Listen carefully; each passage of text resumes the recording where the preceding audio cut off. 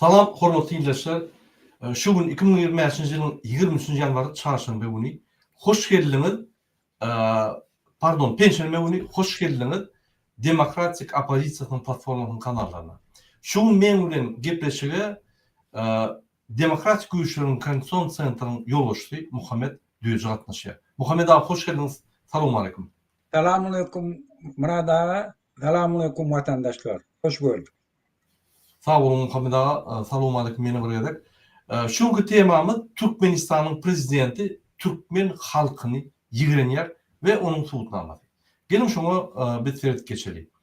Men bir näçe videolar görýän Muhammed ağa. Ýöne şu videoları görkezmekden bir Türkmenistanyň gelen gysga habarlar bar. Men şonu aýdyp geçeýin, şu bizim temamyzda ona biz ýa-ni diskussiýa hökmünde seredip geçeriz.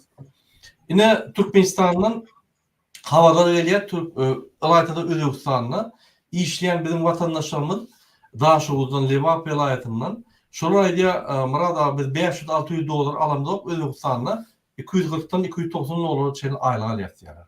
Onam iň agyr işlerini işläp, ýa-ni maşin düşürmek ýa-da possudomoy kowurmak ýa ýene bir zat agyr işlerini edýär.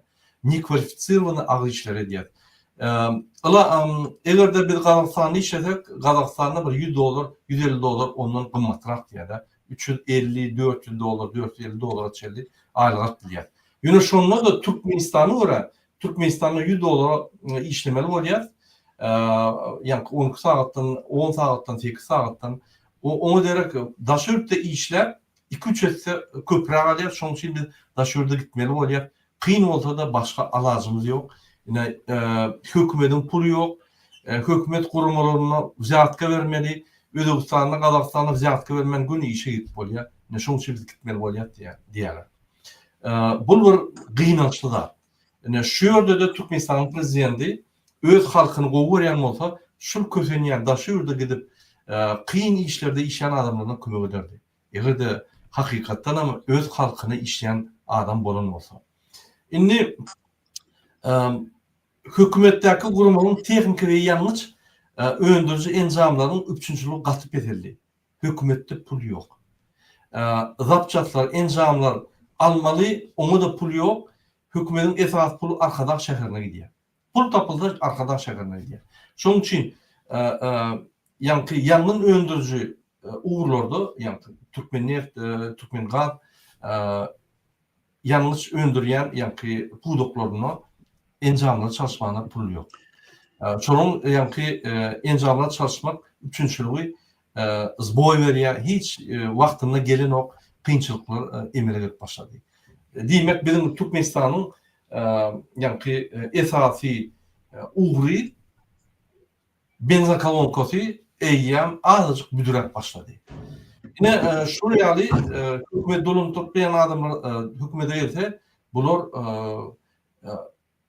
ýa-ni disipline edip, finans disipline edip, ýa-ni hökümet dogry saklap, pullaryny dogry paýlap, büdjet saklap işlemen derip, ýa-ni Arkadaş şäherine pul bolsa şöýle soýalar, soň görberdik diýip, ýa-ni öňe seretmen bolşaly döwlet türýär.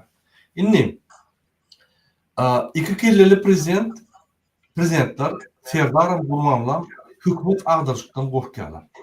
Bazarlarda halkyň üşen ýerlerine prostitutka goýup gidýärler. MHM'ler.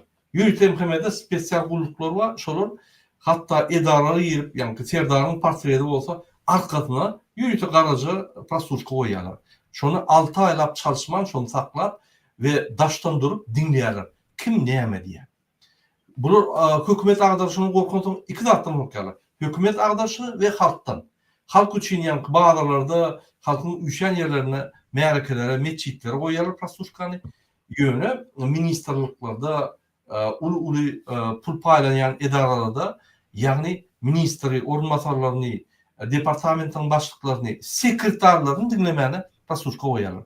Ondan aram sekretar çağırıp, eline bloknot, gara bloknot berip, özüň ýazda, biz hemme zat bilýär, özüň ýazda bize ýa-ni getir diýip sekretarlaryna ýa-ni başçylyk edýärler. Sebäbi sekretarlar şonuň ýanyna bir zat ýolbaşy gürleşdi.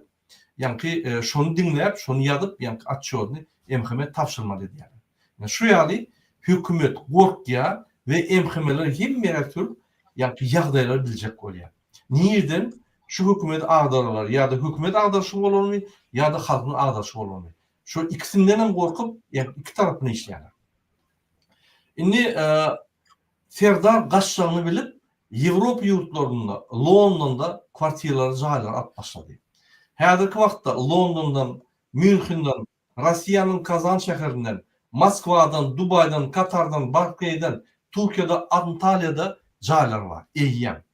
Öýlem häzir Germaniýada ýerdeminli, ýani bunkerli jaý aldy. Şonu bir zat bolsa, ýani ýadyr uruş bolsa, şoýra baryp masalan bilen gillenen dip, ýani taýýarlyk görýär.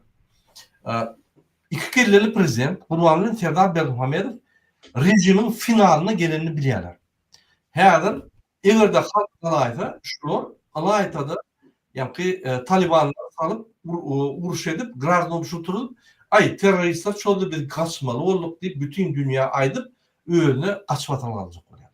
Şoň üçin MHM, polis we harby uluglygy işleýän, hukuk goraýan gurumlardaky işleýän ofitserlere we şonuň wekillerine ýülenýär. Siz arkada ýa arkadaky Serdar diýip iki adama maşenniklere ynanmaň. Şular kaçmaly. Şular kaçandy da sizi taşlap gider. Bular hiç kime ynanmak. Ne MHM ynanýar, ne ministrine ynanýar, ne de polis ýani ministrine ynanýar, ne de onun wekillerine ynanýar. Diňe öz ejetini saklap duran ahrana bir 10 tane adam var, şolar ynanýar. Başga adama ynanmak, hatda öz ahranasyna ynanmak. Ýani şu ýaly öz halkyna, öz halkyny ýigrenýän, hatda ahranasyna ynanmaýan adamlar döwlet dolandyrýar. Hani patriotizm, hani watançylyk, hani ýani mukaddes watan, mukaddes watana üçin janyny goýup işlemek hani olatlar. Burada bolmaz olatlar. Bular Putin itleri, iksen. Indi şu ýaly organlarda hukuk goraýan işleýän adamlar käwagt çıdaman işleri taşlap daşyrdy diýerler. Olar köp informasiýa bilýärler. Indi biz şolary ýülenýär. Daşyrykda siz bizapasnysda, hopsuzlygyny gowy. Şo ýerden gizliň öz kollegalaryňyz bilen, ýagny işläp giden ýoldaşlaryňyz bilen Telegram'y üstünden ýa başga kodlary üstünden işläp maglumatlar çykaryp bize kömek edin. Bizem görüşmeli. Haçan çeli gaçyp ýöräli daşyryklarda. Haçan çeli daşyryklarda kösünüp ýöräli. Haçan çeli daşyryklarda pasportsyz, ulugsyz, kömeksiz, direksiz, ýani medicin strachowkasyz ýöräli. Sizem häzirlikçe pasportyňyz bar, ertir wagty gelende şonu uzatmaly bolýar. Ýene de içine girmeli bolýar. Näme gerek bu zatlar? Gelin bir günne düýdüriň Türkmenistany. Gelin bir günne kanuny höküm türdirelim Türkmenistan'ın içinde. Şoň üçin Türkmenistan'ın içinde işleyen hem polis ve MHM gulluklarının ofitserlerine ýülenýär. Prokuratura, hem umuman hukuk goraýan gurumlaryň ofitserlerine, şöýdäki işleyen adamlara, ýani giýrenizde ýani ahrandan başlap soňky departamentin başlygy ministrine çelli ýülenýär. Gorunluk ministriniň ofitserlerine, şöýde gullukdaky ofitserlere ýülenýär. Watany gidirmäli. Siz kasam aýtdyňyz. Prezidentde däl, halka watana. Halk watan häzir ul hukukun aşağında. Prezidentler, iki kelleli prezidentler bular eýýän daşyrykda jaýlar kaçmagyna taýýar. Siz alyp gitmediler samolyotda. Bular samolyotlar taýýar. Lüboy 10-15 minutda bular uçup gidýär. Siz galarsyňyz. Geçin halkyň tarapyna. Her kim özüçe telegramlaryň üstü bilen öz kiçik topuryny ýasap siz görüşmeli. Sizem goşulmaly. Sizem erteki günü Türkmenistanyna awraýly, bu aýrykly işlemeli. Sizem beýleki watandaşlarymyz ýaly hakly bolmaly. Sizem şol iksan kelleri prezidentiň gullary bolmaly. Giýje günü usileýne, giýje günü işläp aýlyklaryňdan bir 250-300 dolar berýär. Giýje günü işleýänler 24'te 24 işleýänler käwagt. 7 günde işleýänler. Şu ýaly 1-2-3 aýlap, 4 aýlap usileýne dersemez. Häzir mine biz çykyş edip durýar, halk çağırıp. Halk çykar, eýem usileýne başlady sizde. Ine şu zatlary besetmeli. Usileýne bolanyny bir hakyky bir zat bolmaly, hukuk bolmaly. Häzir seher bir zat bolsa ol rejim hukuk. Şoň üçin sizi eşek ýaly ılga diýär. Näme gerek? Iki ýaly ılga. Bunu ýaly köpük alyp öz halkyna garşy görüşmek näme gerek? Şoň üçin Fideminni gelin birleşin, Fideminni kelleňizi bu tarafa öwürün, Fideminni öz çağlaryň geljegine bu ünsülen teridin. Ine şu ýaly maglumatlar geldi. Türkmenistanyň içinden Türkmenler aýdýar. Özbekistandaky işleýänler aýdýar. Murada Türkmenistanyň bergisi eýýem 30 milliarddan geç gitdi. Ine Özbekistanyň bergisi 36 milliard. Ýöne Özbekistan o pulo bir näçe zawodlar, fabrikler, uly tehnologik ýa-ni zatlar çykarýar. Maşinler, iksan maşin zawodlary bar, traktor zawodlary bar, samolyot çykarýar. Bir topar zatlar çykarýar. Özbekistan Hytaý ýaly ösüpdi.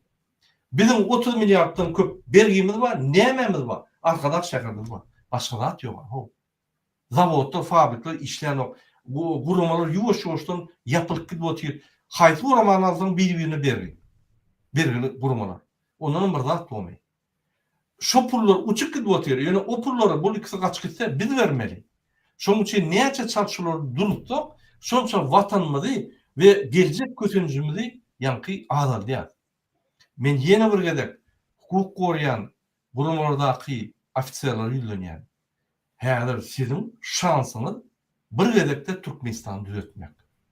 Siz häzir iki ortada, iki ortaň ýa-ni iki tarapyň ortasynda dursunuz we siz çözdäňiz meseleni. Gurbanlam däl, serdarym däl, halkym däl siz çözdäňiz. Sizi halkyň adyndan ýüzlenýär. Gaýrat edim. Telegramlarda küçük topar ýasap kowatly daşurda gidenler bilen ya içindäki adamlar bilen topar edip daşyndaky oturan adama informasiýa öz önemli adamyna informasiýa ulaşyp ona bilimden bekleş işlerin. Gelin Türkmenistan düzeldirin. Bize grazdan uruşa gerek. Bular gitjek bolsa da bulak gider Türkmenistan. Ýene siz uruşa gidersiňiz. Ýene siz ölersiňiz. Näme gerek? Ýene biz öleriz. Bular gaçyk giderler. Bunkerler hana Germaniýada bunkerler alyp dur. Biz gözläp ýör. Tapdygymyz bütün dünýä jarada bolatdyr. Ine şu ýaly Muhammed abi maglumatlar geldi. Şu boýunça bir gysgaçyk senem öz pikirini aýtsaň, ondan biz materiallara geçelim. Emrada men birinciden Türkiye halkyna, Türkiye döwletine öz gynanjym bildirjek. Şu Türkiýedäki bolan fajaly waka üçin. Türkiýeň bir resortlaryna bir jaý o mehmanhana odalyp näçe adam helak boldy. Men Türkiye halkyna, Türkiye döwletine tüýs ýürekden öz gynanjym bildirýär. Goý indemeýler hiç kim hiç Türkiýeň içinde hiç şonu ýana hadiseler aýtalamasyn. Şu hadisede wafat bolanlar olan başgalaryna öz gynanjym bildirip olan ýatan ýeri ýakty boldy. Biz Türkiye döwleti we bütün Türk döwletleri öz garnaşymyz, öz doganymyz, öz belli bir interesimiz, bilelikdäki interesimiz baglygyny bilýär. Biz gowuşuňa düşünýäk, eger bütün Türk döwletleri, Türk milletleri birleşse, biziň hemme Türk milletlerimiziň, Türk döwletlerimizin howpsuzlygyny dol üçin edip bilýär. Şuňa diňe bir şert gerek. Olam şu döwletlerde, şu Türk ýurtlaryndäki ýaşaýan döwletli halk tarapyndan taýlansyn, halkyň töýgüsine munasyp bolanda bolsyn. Şu ýurtlaryň içinde halk öz erkini, öz pikirini ýöredip bilsin. Şonda hakyky saýmydan bolýar. Biz hiç bir beýik doganam islamda, pes doganam islamda. Biz hemmesi bilen deň oturup, deň gepleşip garnaşlykla giňden ara gatnaşymy saklaýmaz gerek.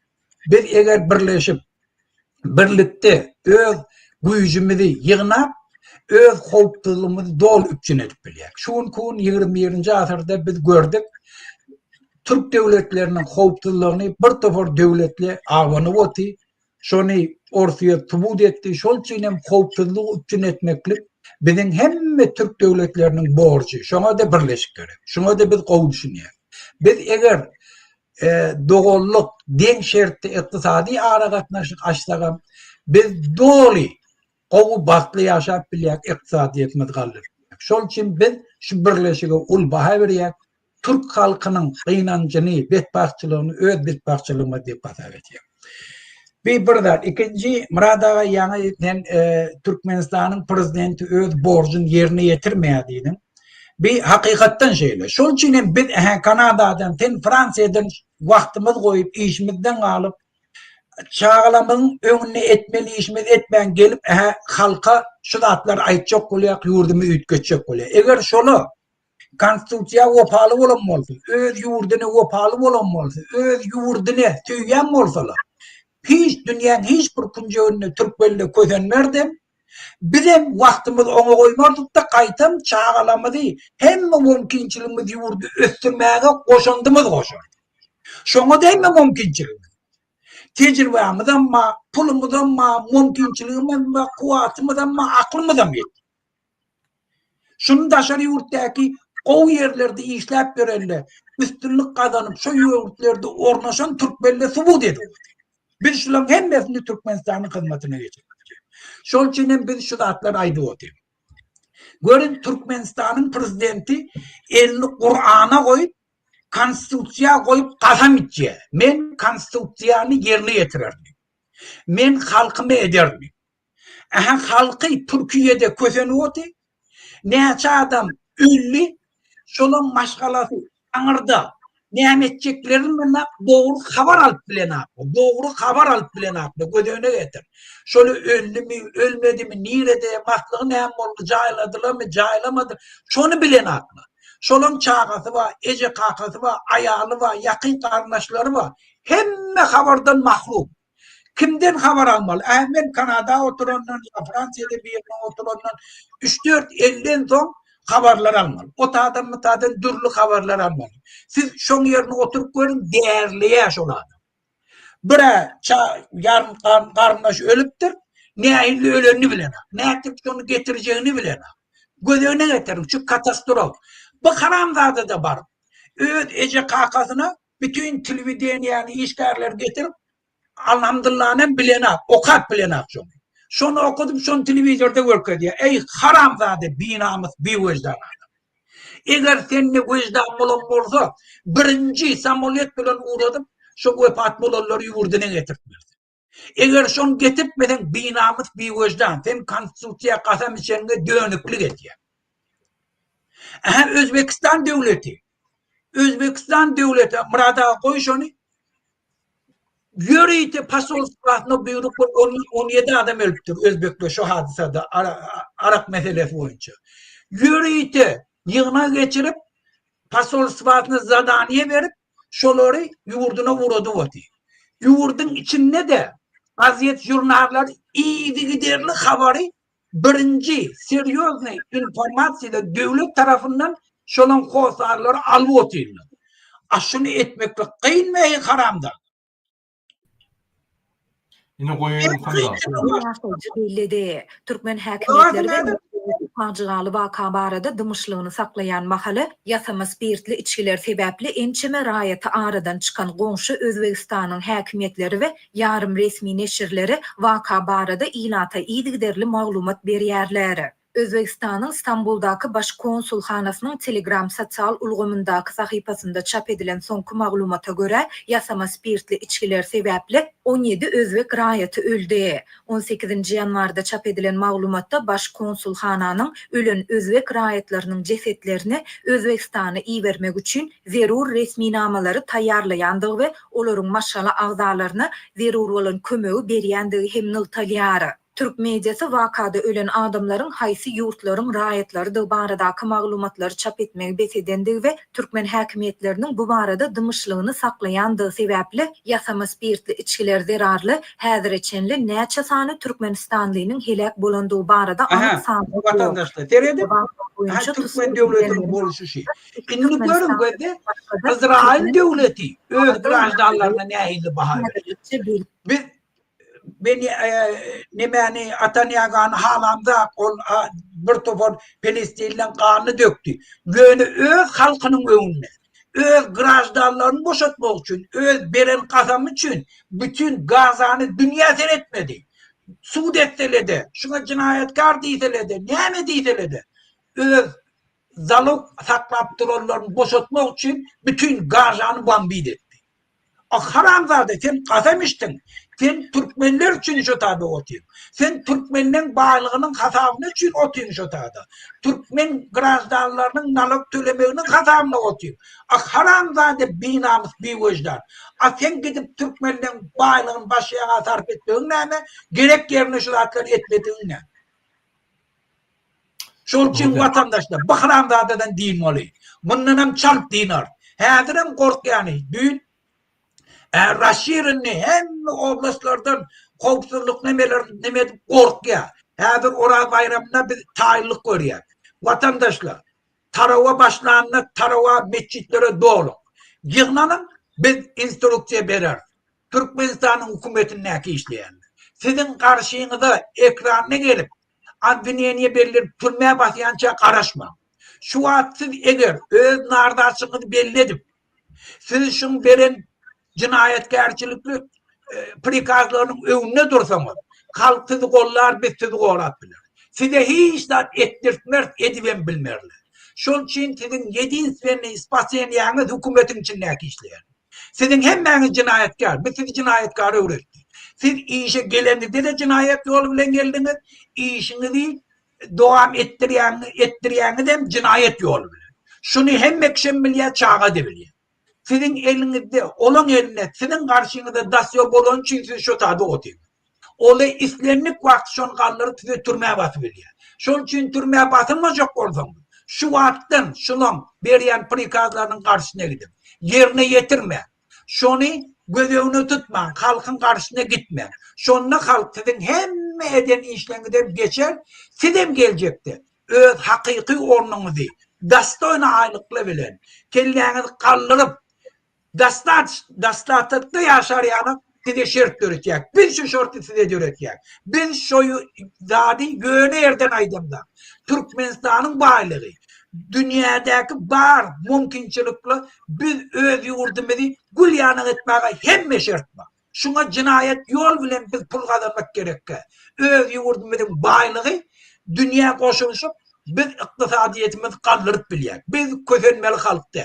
Gelin vatandaşlar koşuluşun bize şu haramzadadan yurt deyindir öyle. Sağ olun Muhammed Ağa. Уважаемые наши земляки или гости нашего канала, мы на все вопросы в конце ответим в видео, потому что мы идем по нашему плану нашего видео разговора, и в конце мы обязательно ответим на ваши вопросы. Можете задавать. İnternetin hürmetli vatandaşlar, ben size yeni bir makale okuyayım. Şunu o Merkezi Aziyanın yani Газета, Özbekistan'ın Газета, число Узбекистана погибших от отравления в Турции достигло 17 человек. Özbekistan'ın öz iç Газета yaşıyor. Özlem hükümet hem de beyle hem de hükümet hem yazdı. Yani öz iç Газета yani ki husus Газета olmuyor. Yine şuraya aksan Газета. Şuraya все погибшие мужчины таким образом общее число жертв отравления среди узбекистан достигло 17 человек. Yani hem ölen adamlar erkekler 17 adam deyip kesiklettiler. 5 граждан, отравивших поддельным алкоголем, находятся в реанимациях отделениях больниц. 5 реанимацияда консульские сотрудники следят за их состоянием и поддерживают контакт с родственниками пострадавших, а также с администрацией медицинских учреждений. Ведется работа по оформлению документов для транспортировки тел погибших на родину. Некоторые пострадавшие, опасаясь высоких расходов на лечение, предпочли лечиться дома и не обратились за медицинской помощью. Генеральное консульство предупреждает, что такие действия могут привести к серьезным последствиям, включая отказ почек, ухудшение зрения и затруднение дыхания. Генерал-консуллuk yani başkonsulluk özü Banitada yatanları kontrola alıptır. Ürünleri kontrol alıp onun dokumentlerini düzedip onu yani Özbekistan'a geçirip kevir adamlar ay bolyala men gowy özüm liçitse çek öydü öyle mesela çek diyen adamlara da yani başkonsulluk şeyde diye Özbekistan'da. Siz gitmeyin önünüze. Banitada bolun çıktıcılarınızı götürür. Buradan erteki gününe poçkan ya gözün ya yeni buradan atkal edemedin. Sonuna çel durmuş orada bizim dur deyip aydiya görüyorsunuz mu? İnizlerin Türkmen hükümet ne emedi? İmsimlik konsulluk yok Türkmenistan'da. Yani Türkiye'de başkonsulluk yok. Şunu işgali binamet işgalleri. Bir aradyna wyjdany bolmasa prezident diýmese de jaň edip näme näme kömek baş konsul ýa-da ilçhanaň başlygy barmalar şol banisa soramalar han türkmenler han spisi hani näme hani onular üç bir kömek edelim diýip biz şonu isleýär biz başga da isleýär dowam sizden elementarny öz jogapkärçilik işlerini ýerine ýetirmek bolýa ol kezzap Serdar Berdimuhammedow kasam aýdyp kezzap bu torun kezzap pul ogurlap daşökde jaýlanyp ýören adam gaçmak bilen siz EFK'ne jogap berersiňiz bilýärmi şonu Türkmenistan çalışda sizi çağırırlar. Siz şu yerde yani İçhan'ın yolbaşçısı olup oturduğunuz şöyle Türkmen rolü neyemçip hiç şart etmediniz, neyemçip yanlarına barmadınız, haydi kömek ettiniz deyip sorarlar. Siz cevap vermeli olursunuz. Biliyor musun onu? Başkonsolun başlığı. Siz cevap vermeli olursunuz. Biz cevabını sorar sizden. Eğer de şu yerde kanunlar bozulmasa ayağınızı yürek gidersin türmeye. Bu bolya ona cellat ikisi. Atalı oğul oğru. Siz hem jogapkärçilik çekýäňiz, aýratyn jogapkärçilik çekýäňiz. Ýeti aýratyn jogap bermeli bolsunuz.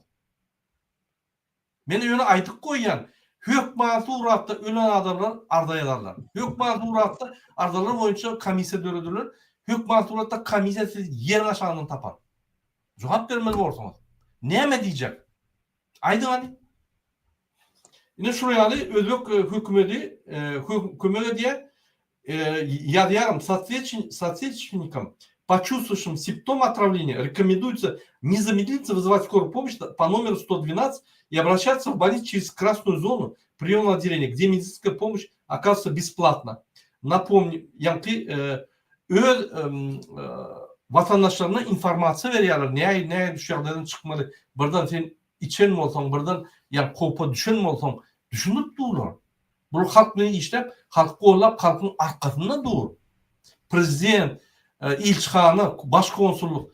Bizde prezidentim yok, başkonsulluğum yok, ilçhanın başlığım yok, ilçhanı da yok. Yine Türkmenistan hükümeti.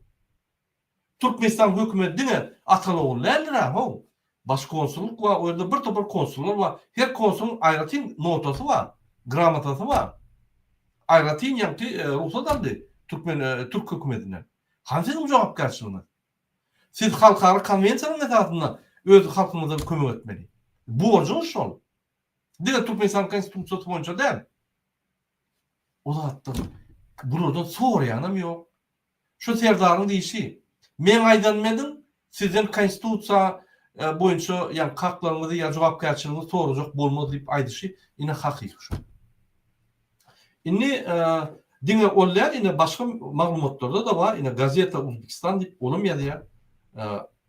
Hemme detallar ýazýar, näme etmeli, näme ýüzlenmeli. Соотечественник в очередной раз призвали к осторожности, круглосуточный номер телефона Генконсульства. Ýazýarlar şu ýerde. Giýje bu jaň etiplerden biz ba diýip ýazýar. Hani bizim konsulsa? Sizin bir namusyňyz, ar namusyňyz barmy? Siz niýede doguldyňyz? Başka planetada doğulmadınız. Siz Türkmenistan'da doğulmadınız mı? Siz Türkmen halkının içinde toylara, sadakalara katnap, ellerini kaldırıp, biz Türkmenler deyip gören siz değil mi? Onu oraya olsa ne mi? İyileşip ölüp dur, kömek edemem. Senin borcun var. Ofitsialna statusun olsa borcun var. Vatandaş olup kömek etmelisin. Yine şoň üçin size haramdadylar diýýär. Şoň üçin size halk haramdadylar diýär. Bolýa, ol bir maglumat. Indi terdeleyim. Men bir videonu görýän Muhammed ağa, şu videonu görmesem halk azıcık düşünmýärdi. Näçip biz diýär Serdar Berdimuhammedow öz jogapkärçiligini ýerine ýetirmek. Näçip biz diýär şuňky ne vatan habarlary, ne Türkmenistan neşriyatı, ne Türkmenistan metbuaty, ne mass mediasy, ne prezident, ne neytral gazet ya belki neytral Türkmenistan gazetleri ya belki gazetlerde bir küçük maglumat var. Türkmenistan'ın gражданları zehirlen ürün vardı ya da şoň garnaşlarına bir gıynaş bildirer yani bir küçük bir neme koyup bolýar ha. Hiç tat yok. Ýöne şu adam özüne prezident deyip men bütün dünyada men Türkmenistan'ın prezident, men halkım Öwüya, gowurya, arkadan oğulya, arkadan Serdar diye, yine bir zat diye, men şu yala otylar, men şu hiç durulamok, şunun yankı nimetinden durulamok, mehrinden, men kaçıp görünüp, bütün dünya yaradı. Gelin Feridelin şu adam neyme diye. Prezident saylovlarda halkın setlerini oğurlan kezzap, kakası tarafından Türkmenistan'ın prezident vazifesini Sovet hökmüne alan Türkmenistan'ın bir kanun prezidenti Serdar Berdimuhamedov sözsüzden aýdyberin. Türkmenistan'ın prezidentinin vazifesine girişmek bilen öz üstüme yüklenen beýik borçları, mukaddes ve ak yürekli, hormat bilen ve yadawsuz yerine yetirmäge, Türkmenistan'ın dowlet garaşsyzlygyny ve bitaraplyk hukuk ýagdaýyny goramaga, adamyň we raýatyň hukuklaryny ve azatlyklaryny hormatlamaga hemde goramaga, Türkmenistan'ın konstitusiýasyny berja etmäge we goramaga, ähli güýjümi we ukymy Türkmen halkynyň agdybirligine, onuň parahat durmuşyny goramak üçin bagş etmäge, Türkmenistanlaryň häzirki ve geljekki nesilleriň şöhratyny hassa bilente götürmekler üçin ähli mümkinçilikleri peýdalanmaga, Türkmen halkyna wepaly we dogruçul hyzmat etjekdigme dawraly kasam edýär. Yine kasam aýdýar. Kasam etdi. Parahatlygyny saklamak, kömek etmek, halk üçin hyzmat etmek, döwleti östürmek, yine ölüp dur adamlar. Kasam etdi. Hani şu adam? Özem Türkmenistan prezidenti. Birinci borcu şunu etmek. Gelin Feridelin şu adamlar ölüp duka Türkiye'de idersiz, arkasız, hiçtatsız, arkadaksız, yani milli lidersiz kötünüp ölüp duka şul iksan cellat neyme diye. Gelin Feridelin. Yine Feridelin.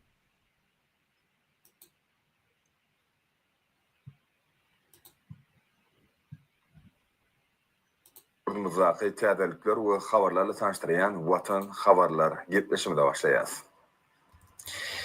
Şuun Türkmenistan'ın prezidenti yurdumyzyň yaraly güýçleriniň belen serkarda başlaýy. Goşun generali Serdar Berdimuhamedov Döwlet hukuklyk keňeşiniň giňişliğin göçme meclisine geçirdi. Onu yurdumyzyň harby hukuk goruzdarlary tarap Ünsüren, hormatly vatandaşlar.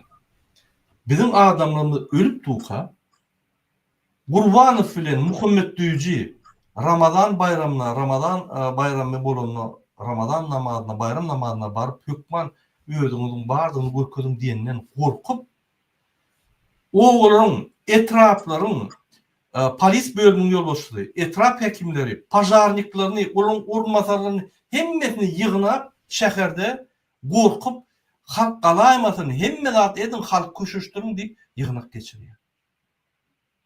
Ünsüren, adamlar ölüp dur, Özbekistan hökümeti, prezidenti karar çıkarıp, yani ilçihana, baş konsulluk ılgap kömek edip diyor ve öz grajdanları o inni bir düşemeyen şu dağıtları, inni telefonda diyeceğini can edin, neye gerek olsa biz beyerde deyip hizmet edip dur.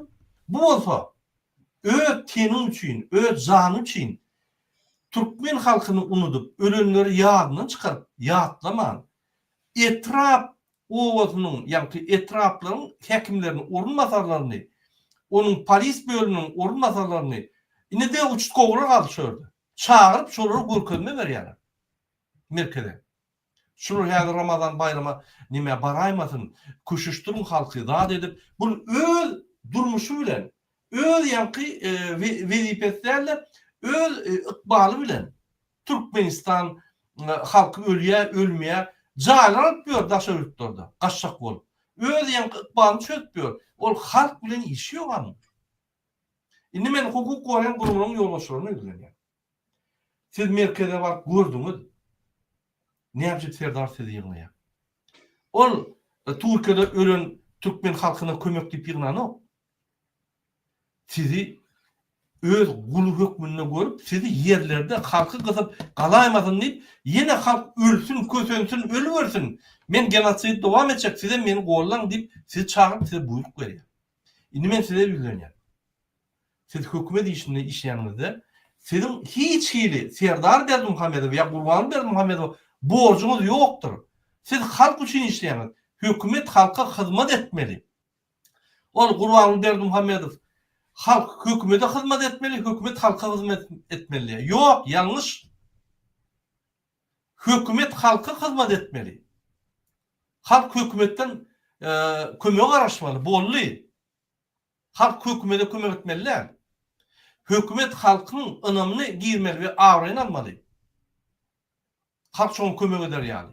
Hiç il halkyň borjy ýok. Siz saýlanyňyzmy? Puluňyzy alýaňyzmy? Wezipe aldyňyzmy? Eliňizde peçat barmy? İşlem görkezin. Ine şo ýaly film jenaýetkär. Şo ýaly halk galanyna gaýtyp bize kömek etmän, ýapyk çatlar açyp, Telegramda açyp, öýe topurjuňy öredip, maglumatlar daşyna çykaryp, bize kömek etmän, bizi usilyny edip, ýa-ni şu rejim teýden aýyrman, gaýtyp garşy etseňiz, siz Gurbanly we Serdaryň jenaýet işinden kim ýeriňiz ýokdur. Şunu ýalyňyza çykarman. Ine men aýdýan ofitsialny size. Erteki gün toru bolur. Ýakynlaşyp gelýär, final görüp dur. Bular daşarypda jaýlar alyp gaçşak otluyorlar. Haýsy prezident, Özbekistan'ın prezident alýan daşyny jaýlar? Ýok. Kim alýar daşyny jaýlary? Dine gaçşak bolýan adam alýanda. Seyredin, Türkmenistan içinde korrupsiýonlar işleýär. Minister ol bul işleýär.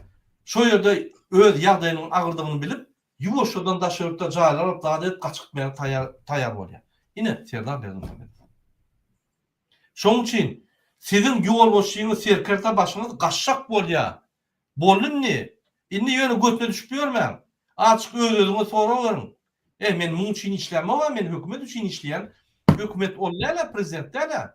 Prezident bir hökümetiň bir wezipesi.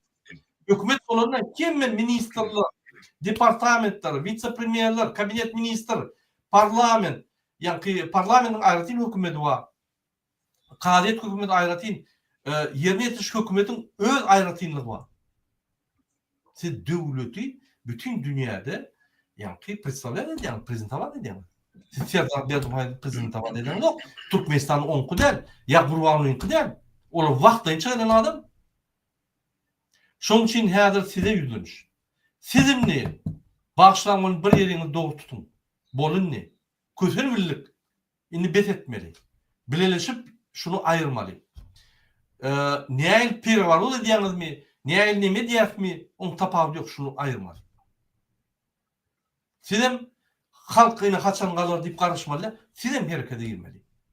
Näil herekete girmeli? Siz bizden akylly. Özüňiz bilýäňiz. Biz sizden kömek garaşyp durýar.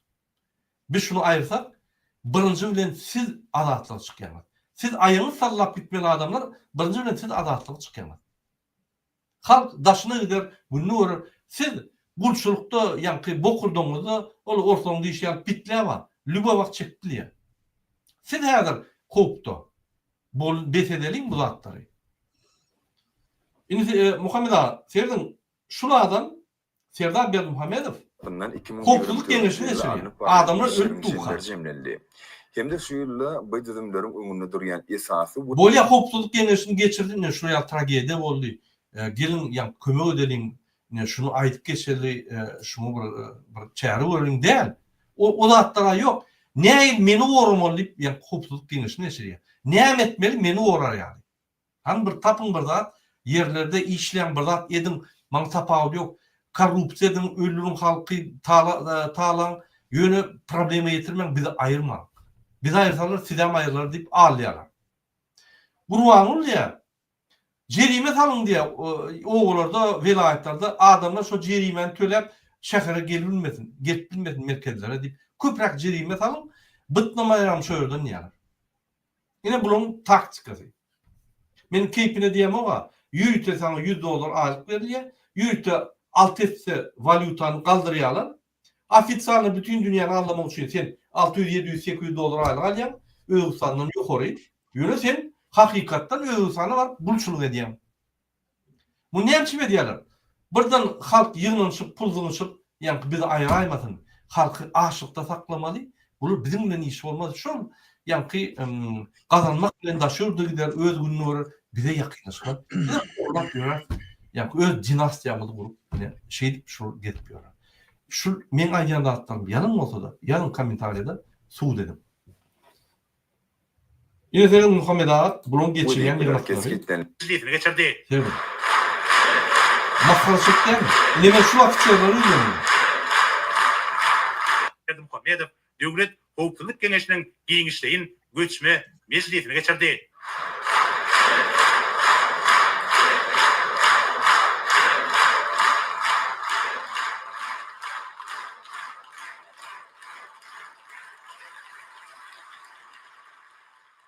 Hormatly Türkmenistanyň Döwlet Howpsuzlyk Geňeşiniň agzalary, hormatly serkerdeler. Şoň biz Türkmenistanyň Döwlet Howpsuzlyk Geňeşiniň giňişleýin göçme meclisine geçirýär. Meclise ýurdumyzyň harby we hukuk goraýjy edaralaryna geçen 2024-nji ýylda alınıp barlan işleriň netijelerine sereder. Şeýlem 2025-nji Aral Muhammed Ağa şeyle siz fikir edersiniz Murat yani mümkün bu neler dünküde geçirenler deyip yani yığınakta aydandır Türkmen halkı boyunca diyseniz yine ben dünküden bakıyorum.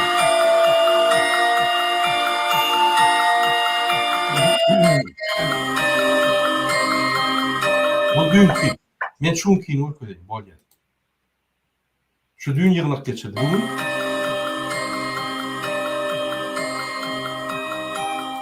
Hüseyin al-Musallim kabul etti. dedim. Hüseyin Musallim'i kabul etti, on etti, mun etti. Bir gerekmeyecek zaten etti. Halkı zekelen öldü. Hiç şart yok. Yine Musallim'i kabul etti. Gitti yine duştu, onulen. Bu bir vacip mesele değil de halkın öldüğü hal. Zekelen. Yok bu diyene bir yine munen duşun var. Onu gürleden bolorlar, tanseden bolorlar, derim. Tanseden bolorlar, yani.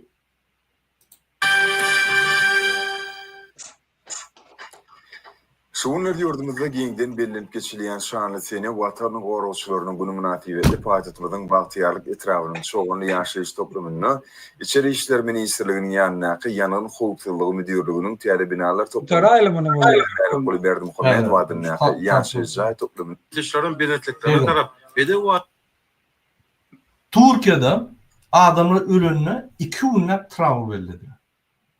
Türkmenistan'da adamın ölünü görüp konsert veriyor. Ne? Şunu bir kirlerine sığmayacaklar hatta. Ben hiç düşünmem bilemem Muhammed Ağa şunu. Yine şunu konsert veriyor. Ne? Şunu bir Bunlar düşünüyor olmalı, binamız olmalı, haramzade olmalı burada.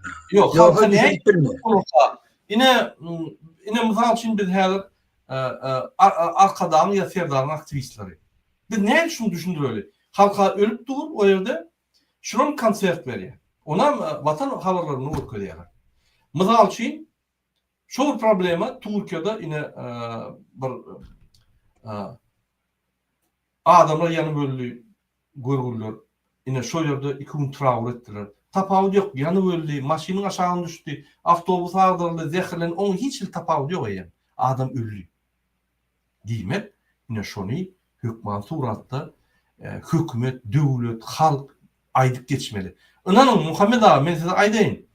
Türkmenler öldü. Videolaryny paýlaşan oklar, gidýärler, gorkýarlar, ölenleriň ýa-ni hostarlar gidýär hemme aýdan ok. Inanın Türkiýede adamlar öldü, Türkmenler paýlaşýar şonu. Pajary paýlaşýar, onu paýlaşýar, bunu paýlaşýar. Hatta Türk hökümetine karşı maglumatlar paýlaşýar. Gorkan oklar. Ýöne öz vatandaşları ölenini şol maglumatları ýa-ni paýlaşanyň bilen hökümete karşı däl ho. Sen aýdýan Burada o solidarny şonu diýen yok şonu edýärler-de. Yok, burada bizim halkımızda var ya, neçe illa şu Sovet dövrünün tuttanemi korku belasını yüreklerine sallı. Korku diyende adam binamız ediyor. Şol için biz onun üstüne halkı günahkar edecek olmayız. Bir sistem şey. Yöne inni bizim halkımız belli bir derecede inni kaldı. Şu an görüyor musun? Giyici ünlü çıkış ediyor. Giyici ünlü. Şu haberlere bile yetiriyerle de şu Türkmenle paylaşıyor. Yöne şu korkuyunu inni ayırmalı bütün halkımızın yüreğinden. Şu korku olsa yurt hiç vakit düzelmeye. Korku seni binamız etiyor. Çağandan ayırıyor. Korklarından ayırıyor. Vatanından ayırıyor. Seni kul etiyor. Sen kesel adam.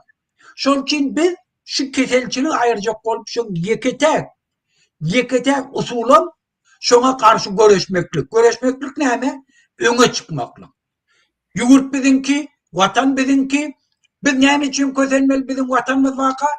Şunu öne çıkarlama halktan hem ayırıp geliyor. Şunun için bu vakitlayınca da şu keselçilik hem mi devletlerde de var. Sen dine bizim yurdumuz mı değil mi? Başkalarda da var. Böyle biz halka ananıyor. Türkmen halkı hiç vakit korkup emiş onu yaşadık olmuyor.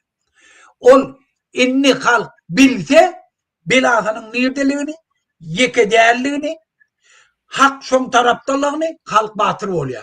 Bizim şunu subut etmek için gününe çıkış etiyek, bizim aktivistlerimiz giyeceğini çıkış etiyek. Şunun için bir diyen geçer.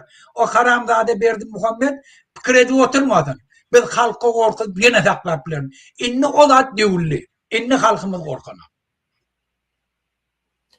Doğru diyen Muhammed Ağa, yönü biz var bir şeyle bir güçlü cemiyet bulmalı. Birbirini kolla, bırdat bolsa paylaşıp, zat edip, aramızda. Serden Ukraynalar uşudık bu.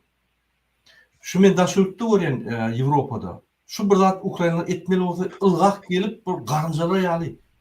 Yok yerden döre diyorlar Hemmet abi. Yok yerden. Biz bar yerden döre diyorlar zaman. Pulumuzdan mı, Hemmet adamımızdan mı daşırıkta közün bulşulu edip diyoruz. Ne? Düzeldir Murada. Murada düzeldir.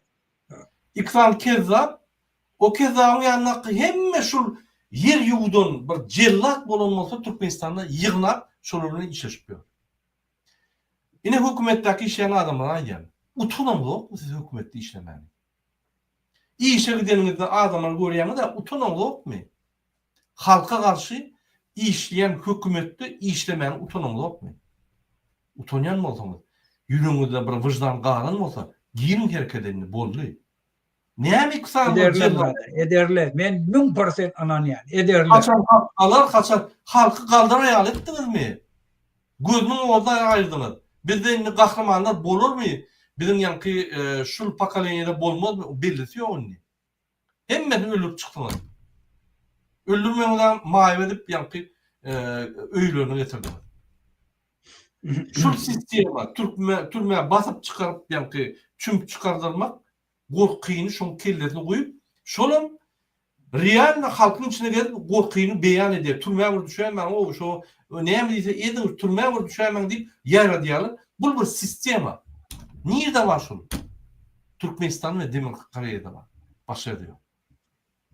Türkmenistan'a görsen 70% oturup çıkan. Nerede var o da attı? Biz neye ettik bir 70% halk bir kanun yolda yürüp bilmeden başka yolda yürümeli olaydı. Ne etsin halk? Sen birinci kanun şartları düzelt, ondan sen onu talep edersin. Ne yapıp bir kanun hareket edeyim.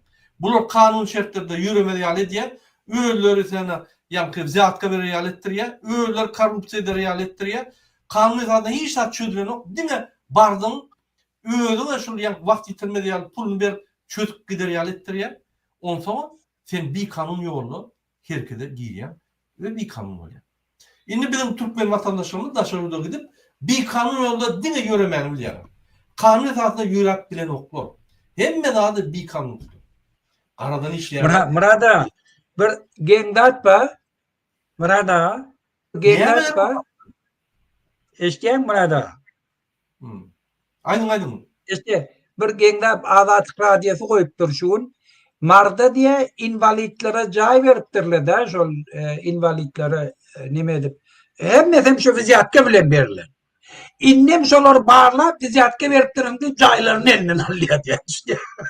Yeni fiziyatka almak için. Şol için vatandaşlar gelin şu harambadalardan hemişelik din eyleyin. Sen pul marıp vaktlayınca ben cay alayan, iş alayan, ya dışarı yurt yani beğenme. Onu sizi kaytan cinayete itiklep, cinayet ettirip sizi kul et yerler. Diplemeryanak et yerler. Sonra yine de şu zatlen yine siz takyarlar. Gelin vatandaşlar. Şulardan hemişe dinleyin. Doğru.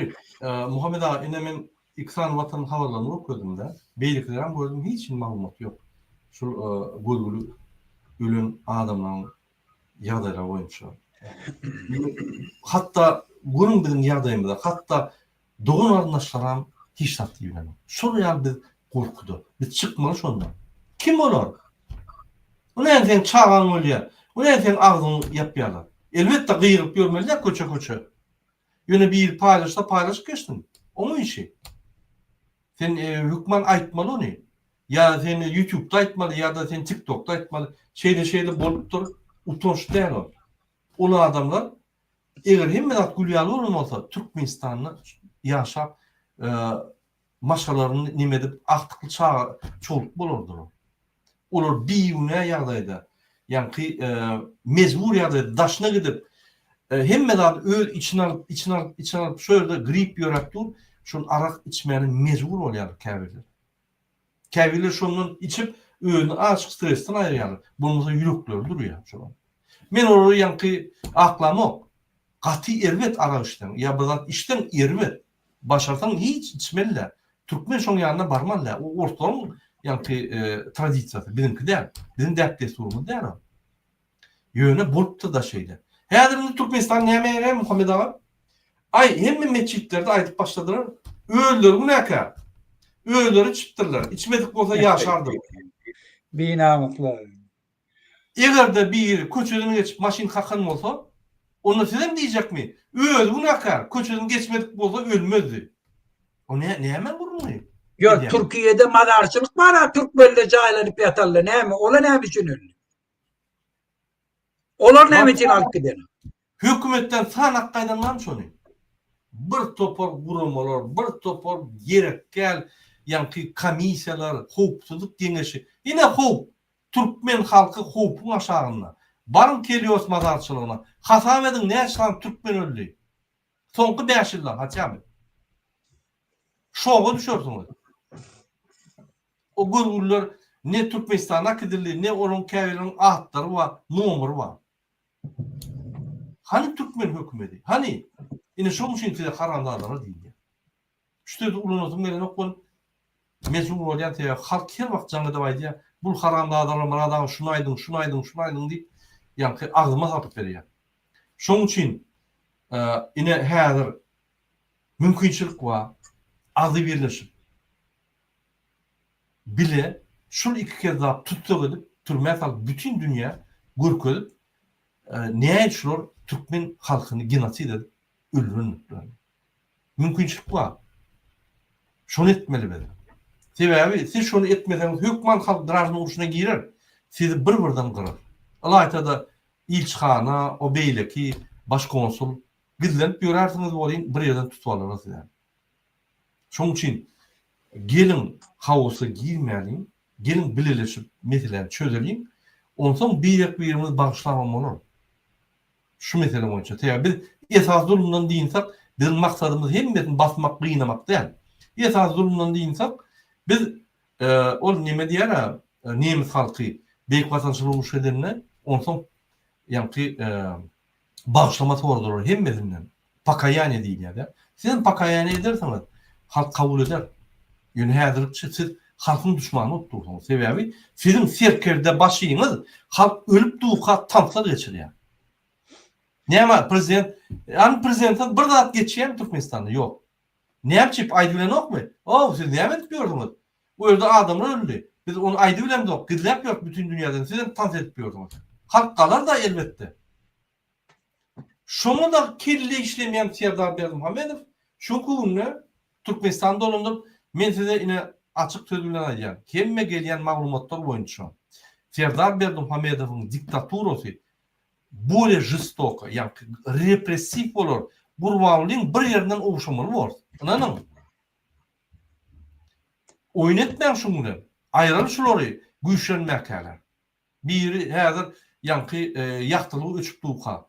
Beylikten min tek doğru öğüne almaka yankı hükümeti çözülmediler. Oturman. Hükümeti işleyenler aydan fikir etmen ay men hazır konfortta kalıp etmiyorum hemen at gülyanmen ki. Sen tutulunda halka olur yazıyan olmaz.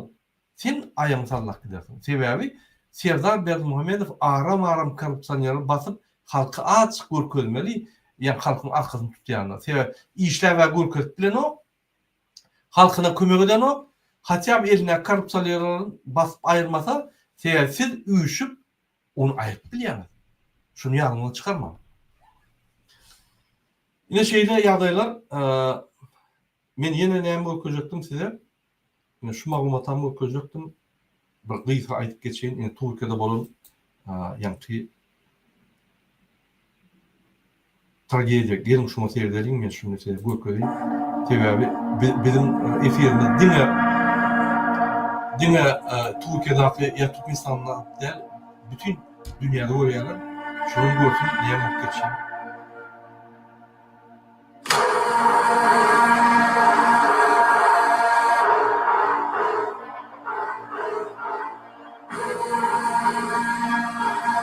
Türkiýede şu ýaly bir otel, ýani Bola diýen şäherçede bir otel ýanny diýjetne daňda ýatdyrda, 3-de 4-de we şu ýerde köp adam öldü.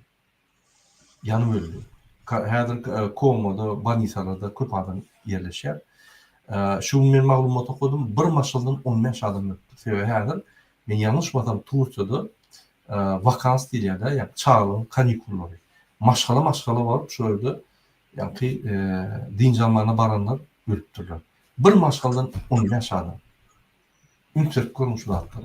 Näli Erdogan hökümet näli ýa-ni 2 günläp 48 sagatlap Türkiýede trawur, hiç ýyl toy bayram geçirmeden diýip ýa-ni karar çykardylar. Türkmenistanda toylap ýörler. Men aýdýana o uragan bolanlar adamlar ölünne 200'den gowrak 1000 mi 200 mi häzir bellisi ýok näçe adam ölünni. Bu sorunu konsert yapıyor. Gurmanlayan bir cellat gitaratını alıp. Ertesem pasportunun onu yankı ikinci sorunu konsert veriyor. Yine Türkmenistan hükümeti. Näme ütködi? Serdar geldi. Näme ütködi? Hiç san. Tapawdy bu gitarany çykyş eden o. Galanat ön kıyaly. Adamlar ölüm vakti gitarany çykyş eden o. Galan ön kıyaly. Muhammed ağa. Ha. Şimdi şu vatandaşlarımın soruları başlıyordu. Sonra bir cevap verdik ya. Men kan vakt özüm çıkış edenle men yani komentarlar koyamok sebebi hem çıkış etmek hem komentarlar koymak kıyım oluyor. Muhammed Ağa'nın çıkış edenle men koyup bilyen ve şunu cevap verdik. Ne şuraya soru var. Deport hakta gepleşip edin diye öz yurdumuzda şäherden şähere geçip bolanok. Geçip bolanok diye. Ne şu hakta aydık berin diýerler. Öz pikirinizi aýsaňyz, soň menim öz pikirimi aýtan. Şimdi Murada şu doli bir kanun. Adam hukuklar deklarasiýasyny dol kabat gelmeýändä, şonu gödök bolmakla. Bir ýurdun içinde hiç bütün dünýä gidip gelip bilmegini üpçün etmeli devletler. Bir ýurdun içinde absolutny hiç o nemesi ýok. O gurrun ýok o üstünde. Amerika 51 ştat. 51 ştatının her kaydının addelini konstitusiýasy var. Addelini konstitusiýasy. Addelini öz kanunları var. Bir ştatına mesela adamı atu ceza berilýär, o birine berilme.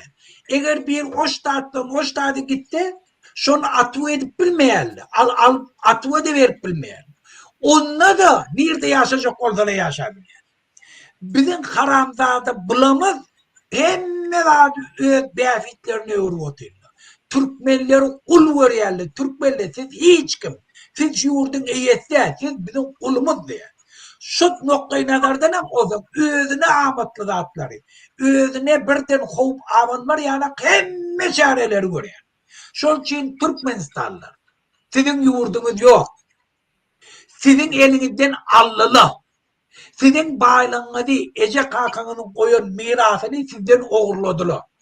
Şol üçin hem namusyňyz bolsa, göjdanyňyz bolsa, şular kowmy ýurtdan. Hem gurrunşy, hökümetiň içindäki işleýän adamlar da eger bir göjdan, bir namus, watansyz bolmasalar, şular bu buyruklarını ýerine ýetirmeliler. Hem gurrunşy ne? Olunu edip bilyemi, kanun mu? Bokunu ya, hiç kanun yok şun yani. Sovet sistematından gelen tatlar, bulaşan devam ettirip otiyse ve amatlı. Korkuya. Daha Şavuduları getirmeye Aşkabat'a. Aşkabatlılar hem yere gidibil ya, ola gelipler. Bu karamdadılı şeyler. Şol için her vilayetim, öğüt baylığını şu karamdadılara verme. Sizin baylığınız Aşkabat'ta karamdadan oyuncağını öğürmedin. Keyfine öğürmedin. Şona namusçun bolsanız çıkın erti. Ayet namazına barın. Tarava barın. Bir şundan dindiriyek. Söden meriyek. Türkmenistan'ı eğer bir östürmesek tüf yüzmede diye. Sizin her gaydığınız bahsetmesek tüf yüzmede diye. Men şunu arkayın emradım. Arkayın hem aktivistledeyim. Arkayın fidaydı bilye. Dünyanın hem tecrübe olarak şunu subut etmiyor. Hükümetin içindeki işleyenler biz yatkasız arkayın yaşap bilir yana atya, kellerini kaldırıp bilir yana atya. Türkmenistan'ın içinde hem şartlar döretiye. Türkmenistan'ın içinde öz vatanın içinde işlep yaşama. Azık üçüncülüğün doğru üçün etiye. Hem kuartiraları devlet eyeçiliğinden ayırıp halka veriyor. Devletin yeri yok. Yerle dayhanlara veriyor. Devletin de adı yok. Şol için vatandaşlaydı. Hem mezat dedin ki hem mezadım sizin yerinde. O soruları vermem. O soruları özünü de verin. Men ne için şu karambazalara şu ruhsatı veriyen men öz yurdumun için o şehirden o şehre gitmene kadançılık girdi. Şunu ehli köpük edin. Bula gelip öz ayağınızdan kucağınızdan alıp gidiyor. Eğer ruhsat ver. Şol için binamız olmamadı. Benim cevap vereyim Muhammed Ağa şu soru. Hormatly illeşler, hormatly dostlar, doğanlar. Şul aydılan zatlar, yani bir velayetten başka velayete geçmediler. Bir kanun düğüne, dine şunun için Serdar Berdimuhamedov tutup etmeli. Hiç kimin hakkı yok. Bir Türkmen grajdanın bu velayete geçenine saklamana, bağırlamana ya da nemçi baryan deyip tuğramana hiç kimin hakkı yoktur. Düğünün bir kanun. Şunun için bular dil hak veriyorlar, yani ki polislere dil buyruk veriyorlar, hiç yerde hat-pat yoktur. Şu hat-pat bağ olunmasa bir yerden bir alıp eyyam daşına çıkar, eyyam oğunun stolunun üstüne bolur şu. Hiç tat yok. Bir zat deyse de ol men görkezdim 2 tane ayal maşgala bir yere giplemenen bilen o. Niye mi diyenem kavar yok. Şu royallıklar var ya, olurum ağzında olur ayda. Biz de o royallık yok. Hani kanun karar var mı şu royal? Yok. Demek yok. Şunun için şu royallık var mı?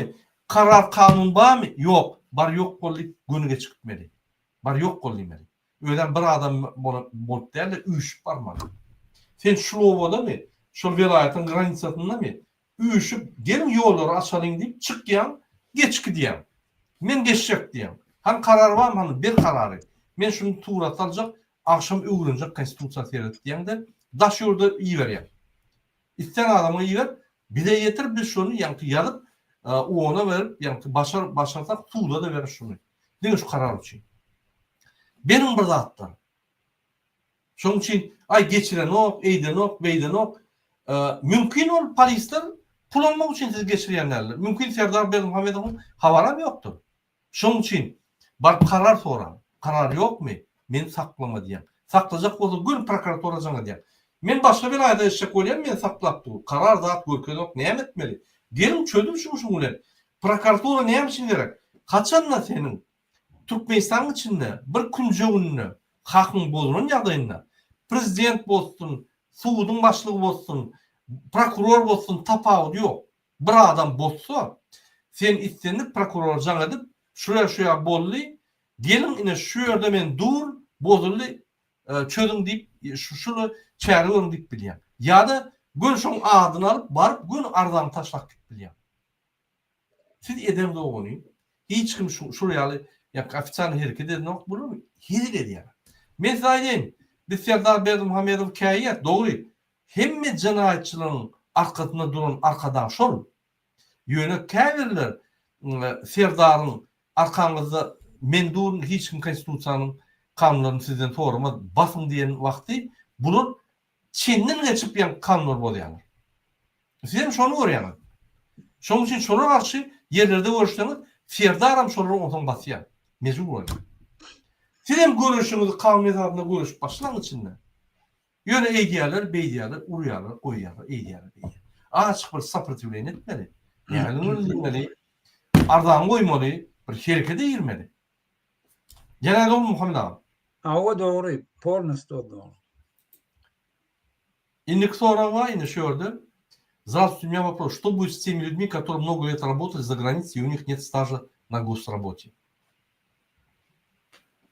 Şunu yankı pensiya hakkında vurulmaya diyebiliriz. Yine şuraya bir daşörükte işler, Türkmenistan'da pul geçiriyat ve sosyal problemleri çözüyat yönü. Yine Türkmenistan'ın barınmada pensiyamız bolmam deyip. Şu mesele mi kadiyen mi? Ve Murada şunu var ya 10 çözün. Onun yörüyte bir devletin başka bir devlete gelip işlemeye giden adamlar oyuncu devlet arasındaki şartnamasını devletlere verir.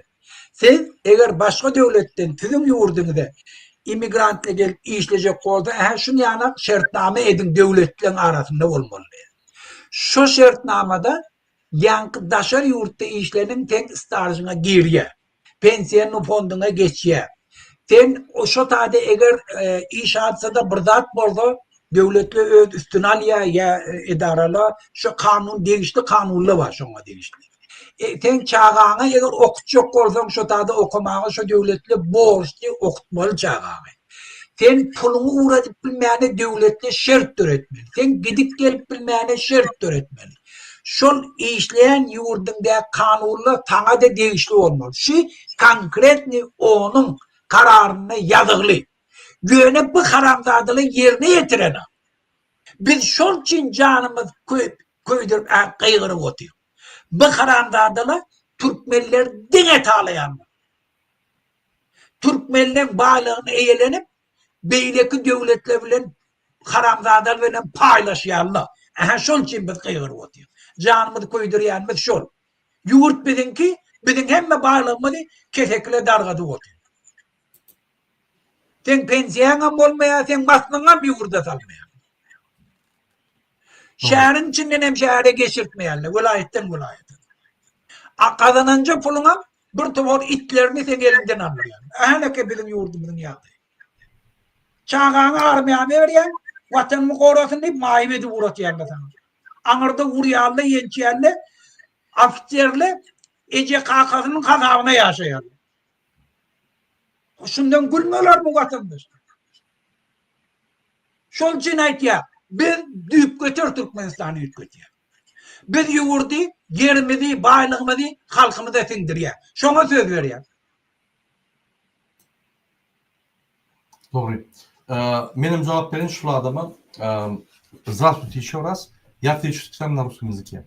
Если мы не поменяем эту власть, если мы не построим демократическое государство, если мы не сможем изменить вот эту диктатуру, вы не будете не получать пенсию, вы не будете не получать никакое пособие, доказать, что вы трудились где-то и так далее, это будет очень сложно.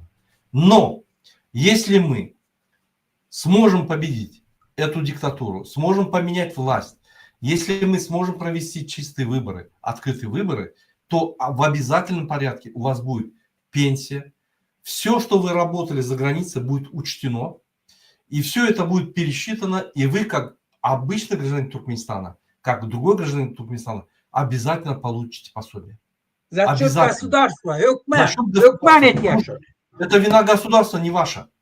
Да. Вы хотели работать, вы не нашли работу, вы выехали, но вы, работая там, отправляли деньги, помогали вашим родственникам.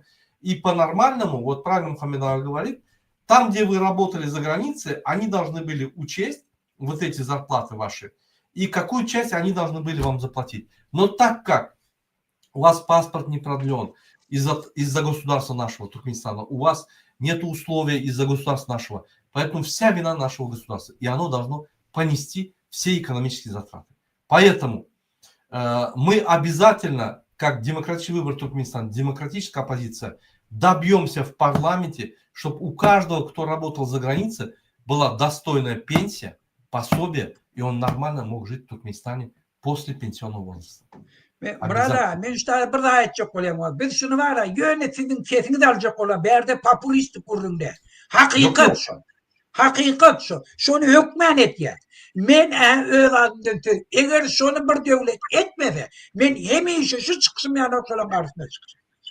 Biz hükmen şunu apspej. Şu mümkün de hatta ol borcu devletin onun önüne kalan borcu. Yurdun içinde halk pensiyonerli, invalidli, mal apspejin adam dolu üpçün olmalı. Bizim hem mümkünçülüğümüz var şu vatandaşlar. Bizim bağlılığımız var. Biz Özbekistan, Kırgızistan yani garip kalktı. Bizim hem bağlılığımız şu zatları garanti veriyor dediler yani. Hatırlap garanti veriyor yani pulumuz var. Yani şun kun bir karamzada özünü saklamak için bizim bağlılığımızı dünya payla koydu. Dünya özünü saklamak için. Muhammed ağa, men sevimden alaşamam. Biz garip halk, biz bay halk değil. Yöne bizim bağlılıklarımız katulu. Yok Türkmenistan var. belki halkın doğru bağlılığımız Biz şu konuda garip halk. Yöne bizim bugünümüze düşünümüz bizim imsim özümüzün günahı. Özümüzün günahı. Yöne hakikatten biz bay halk olmalı. Bizim bağlılığımız ummasız. Я вам приведу один пример. Мы это не говорим, вот правильно говорит Мухаммед Ага, для популистических своих этих. Нет. Поверьте, в Европе, если вы даже ни один день не работали, у вас есть минимальная пенсия. В Туркменистане обязательно будет минимальная пенсия. И если она не будет хватать, у вас будет социальный ассистент, который вам будет оказывать другую помощь. У нас будет несколько статей помощи. Это пенсия, это нуждающимся, это еще что-то. У вас всегда будет возможность жить нормально. Почему? Это стоит копейки для нашего государства. Мы как придем в Туркменистан, как сможем поменять власть, мы удвоим, утроим доходы государства. ВВП мы удвоим, утроим. Это не какой-то там популизм. Это очень просто делается. У нас большой потенциал в Туркменистане, большие возможности. Просто эти возможности эти не раскрывают. Они только воруют богатство. Для чего? Если все возможности раскрыть, народ обогатеет и их уберет. Они это прекрасно знают. Поэтому они только воруют богатство. И сидят, чтобы остальные были бедные. Почему они делают зарплату $100? Специально. Чтобы официально разница курса в 7 раз, 10 раз. Всему миру показать, что у нас средняя зарплата $700-800. Она выше, чем в Средней Азии, самая высокая. Посмотрите статистику. Но на самом деле мы получаем $100 специально в течение 33 лет. Чтобы мы голову не подняли. Мы всегда работали, мы всегда искали, мы всегда скитались, всегда думали только, как заработать и прокормить свою семью. Чтобы не объединились. Это специально делается. Почему курс доллара держат так специально с разницей? Чтобы народ бедно жил и весь мир обманывает. Не забудьте. Если бы президент работал бы для народа, как он сейчас говорил, он бы в первую очередь курс доллара поставил бы и достойно платил бы зарплату. Это первый шаг, который он должен был сделать. Я уже не говорю, кто-то умер, трагедию объявить, значит, 2-3 дня траура в стране. Это уже элементарная вещь, которую он должен по обязанностям своим делать. Посмотрите, он наплевал на народ Туркменистана. Он его ненавидит, он его боится. Он думает, как себя спасти. Куда убежать, если они встанут. Он больше ни о чем не думает. Мы сегодня вам это доказали. Muhammed ağa, şunun eğer ruhsat verdiğinde çıkışımızı utarayla çoğunlukça. Men şu bir Trump hakkında aytacak bolýan. Şu at vatandaşlar dünya ýütgeýe. Şu at Trump hemme vatandaşlar bilýärmem onu şahsy neme boýunça hiç halamak. Ýöne Trump bir adam eke durmuşdan çıkan tecrübeli biznesmen. Yaman krepki karakteri var. Ol bürokratik sistemadan çıkan adamda. Şol için ol häzir Amerika gelmez bilen Amerika dünyadaki ulu rolunu hemmemiz bilýär. Bütün dünýäni ayağa kaldırdı şu an. Hemme öňkü bar düzgünleri bulaştırdı. Alın täzeden çöküm. Täzeden vurun. Hatta ondan men çıkacak diye oldu. Bütün Dünya Sağlık Kuramasından çıktı. TikTok'u yapacaktıydı derreu $500 milyon yardım satın alıp açtı. Men näme diýjek bolýar? Bütün dünyanın ütgödü oldu. Hädiren bir daşary işler ministeri koydu. Özü Kubalı asıllı diktatörler halana. Absolut halana. Bilye hemme bilen olacaklar diktatörlüğünden. Özüm udvitilli şol Amerika'da kongreste 99 adamın sesini aldı. Hiç karşı çıkan adam olmadı. Hiç kim karşı çıkmadı. Şeytirip hem demokratlar hem Respublikanlar demedin konservatörler demedin aldı sesini. İnnem şu an Dışarı İşler Ministeri.